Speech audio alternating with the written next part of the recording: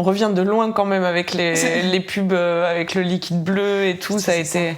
En fait, on est passé d'un truc qui était super tabou à ensuite, il faut être écolo avec des nouvelles injonctions, quoi. C'était, il faut pas en parler, et maintenant c'est, faut tout se passer à la cup, et les tampons c'est mal et ça détruit la planète. Alors qu'il y a eu des trucs qui ont changé, quoi.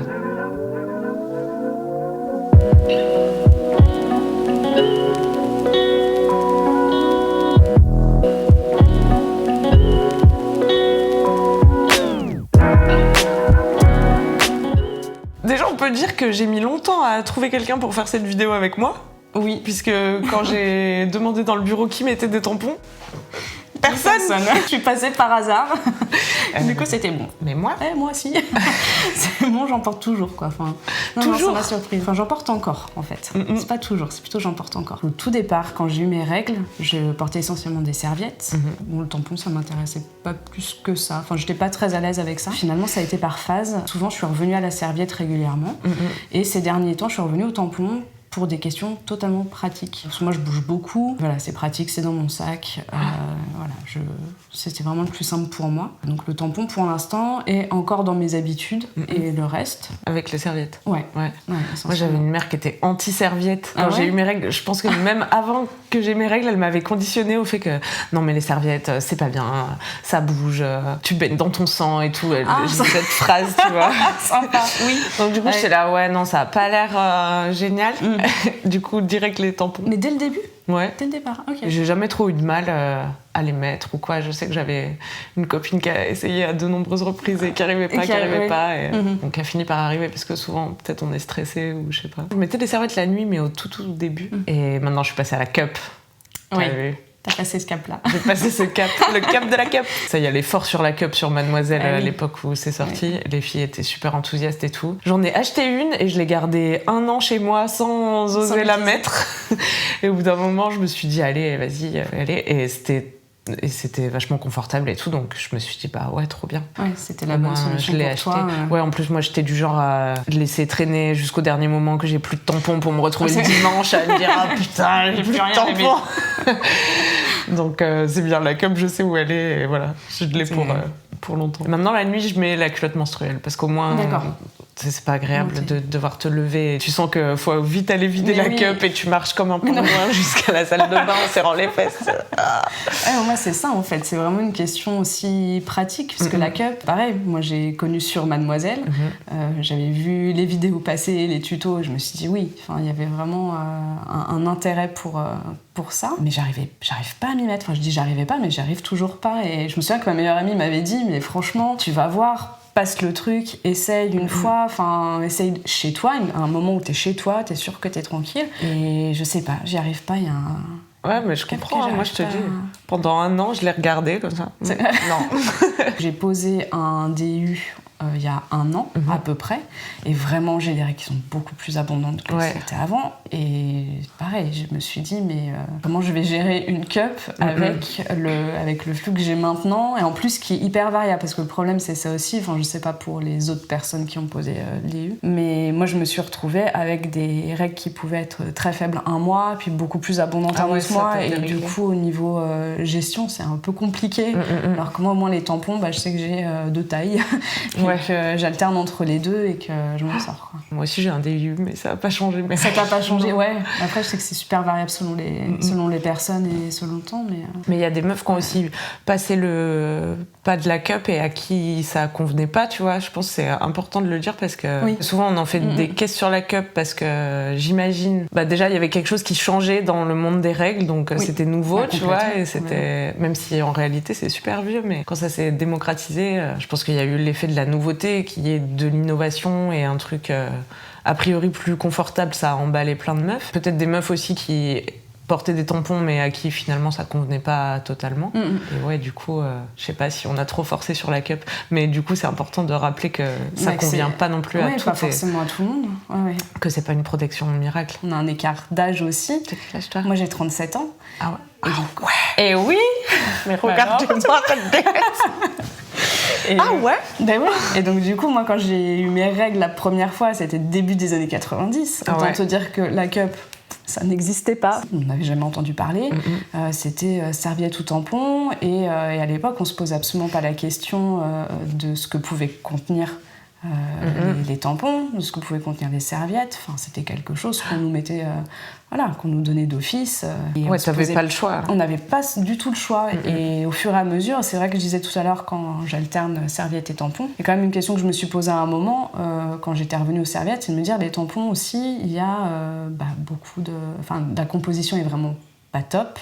De plus en plus, on voit ce que ça peut engendrer. Et je me suis intéressée aux marques plus bio, plus naturelles, en tout cas qui auraient moins de produits qui posent souci comme ça. J'ai trouvé une marque bio que j'achète dans des magasins bio, donc c'est vrai que je vais plus du tout en supermarché pour les tampons pour le coup, et ça me va très bien et ça me rassure aussi, faut le dire quoi, c'est quelque chose qui me rassure. Mais même en termes de serviettes, quand tu vois qu'en supermarché, j'ai envie de dire 90% des produits qui te sont proposés, on te rajoute du parfum, on te rajoute des additifs. Trouver un produit et une marque sans parfum, c'est une galère quoi. Du parfum, c'est vraiment abusé. Mais oui, il y a des des eaux fraîches, machin, ils nous mettent plein de mentions et moi je suis là, non, je veux le plus soft possible et même ça c'est compliqué à trouver, donc même au niveau des serviettes c'est pas forcément évident. Si tu fais pas tes courses d'alimentation en bio, c'est un peu chiant d'aller dans un magasin bio juste pour acheter tes tampons quoi. Ouais. Moi je me suis déjà retrouvée à faire mes courses ailleurs et à me dire alors attends, par contre ce produit là je l'achète pas là, il faut que je trouve un autre magasin et que j'aille chercher ça. C'est pas facile. Non. La charge mentale. Non, c'est pas pratique. Du coup,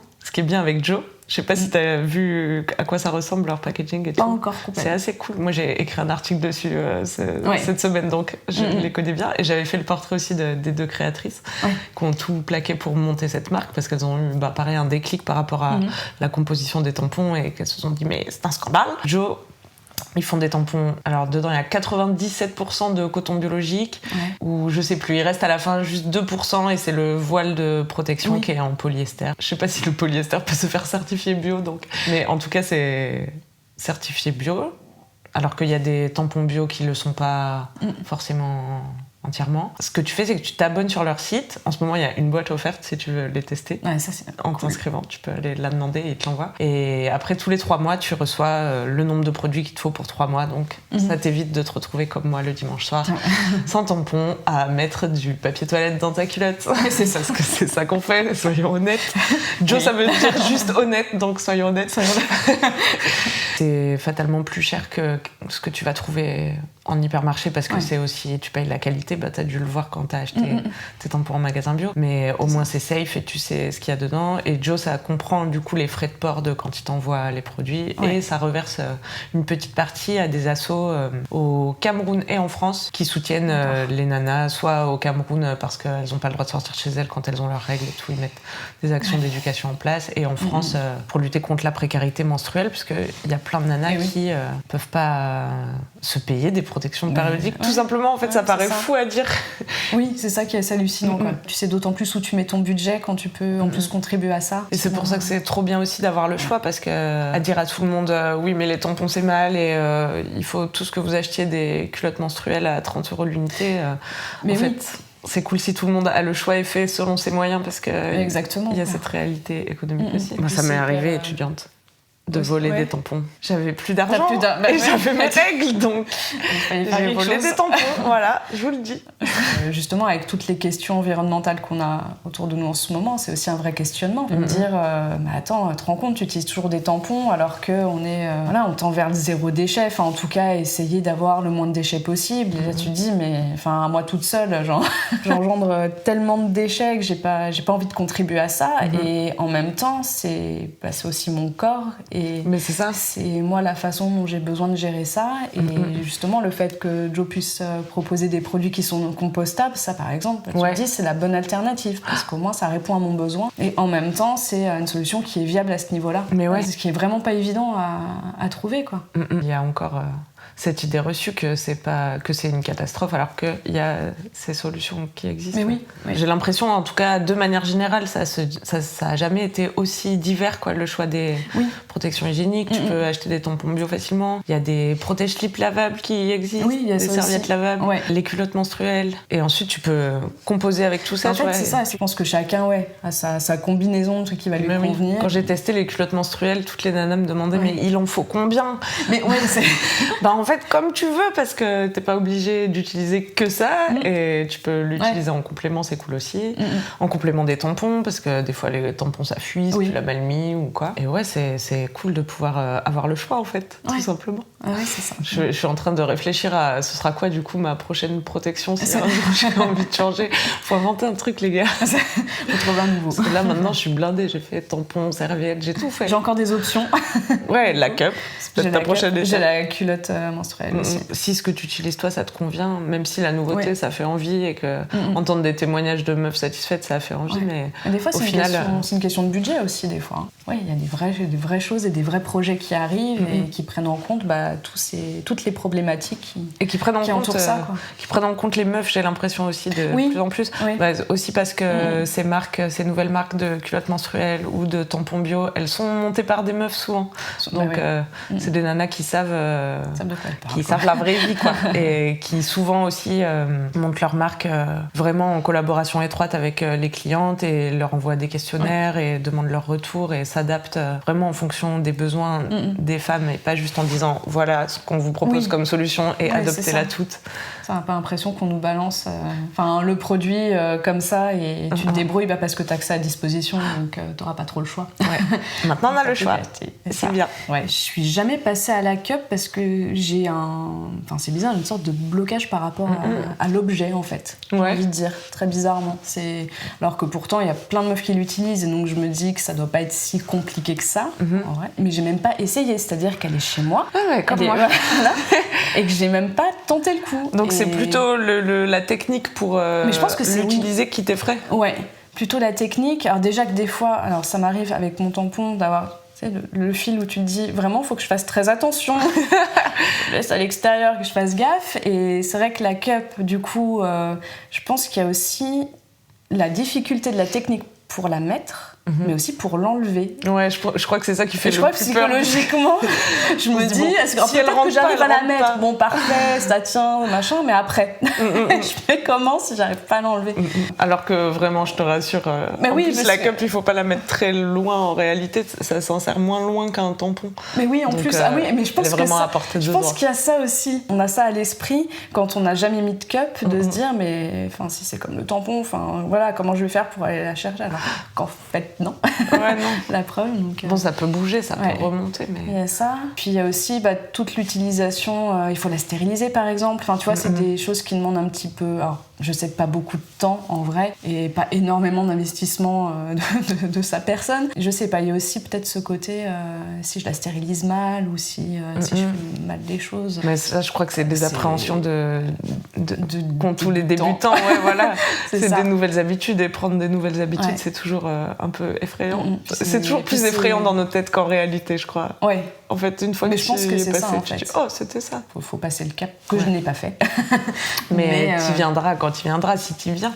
Mais en tout cas, c'est bien de faire la démarche de tester et sans se dire non plus il faut que ce soit ça. Et du coup, en arrêtant de s'écouter, en se disant par exemple, la cup c'est un miracle, la cup c'est la solution miracle et la cup c'est génial, il faut que je passe à la cup. Ça sert à rien de se mettre la pression si on le sent pas ou c'est ça. Ou si on sent que finalement c'est pas pour nous. Et il y a quand même une grosse part. Je sais pas, c'est un truc intime. Il y a du psychologique aussi là-dedans, quoi. C'est des protections pénétrantes entre guillemets. Donc tu vois, c'est dans ton corps. Par rapport à la serviette. J'ai jamais entendu personne me dire j'ai super peur de mettre une serviette au fond de ma culotte, tu vois. Genre, j'ai acheté des serviettes, mais elles sont là, je les regarde, je sais pas si je la colle mal. Tu vois, c'est aussi particulier, quoi, de mettre un truc dans ton corps. Donc, c'est à chacun d'y aller avec sa sensibilité. Et puis, mine de rien, c'est comme Enfin, c'est quand même... bon, c'est pas énorme. Tiens, une grosse cup. Moi, j'ai un flux, je préfère voir large. Abondant. Mais, enfin, oui, c'est vrai que tu regardes aussi au niveau de la taille, par exemple. Ça fait pas pareil qu'un tampon. Non, c'est pas pareil. Il y a plein de choses qui rentrent en compte. En réalité, tu sais, voilà, mais... il y a des têtes de bébés qui passent par là, comme dit Laura Berlingo. Ça peut en accueillir. Ah non, mais je crois qu'il faut pas se forcer. Hein. Tu vois, moi, elle est restée dans ma salle de bain et puis je crois que j'ai fini par la donner à quelqu'un parce que vraiment j'avais lâché l'affaire. Et au final, je sais plus comment, mais j'ai redécliqué, j'en ai acheté une et je l'ai essayé. J'ai pas trop galéré au début, je crois pas. Et du coup, c'était parti, quoi. Mais on va se mettre la rate au courbouillon. Ouais, surtout pour ça. On peut se mettre la cup au bain-marie, mais pas la rate au courbouillon, je te déconseille.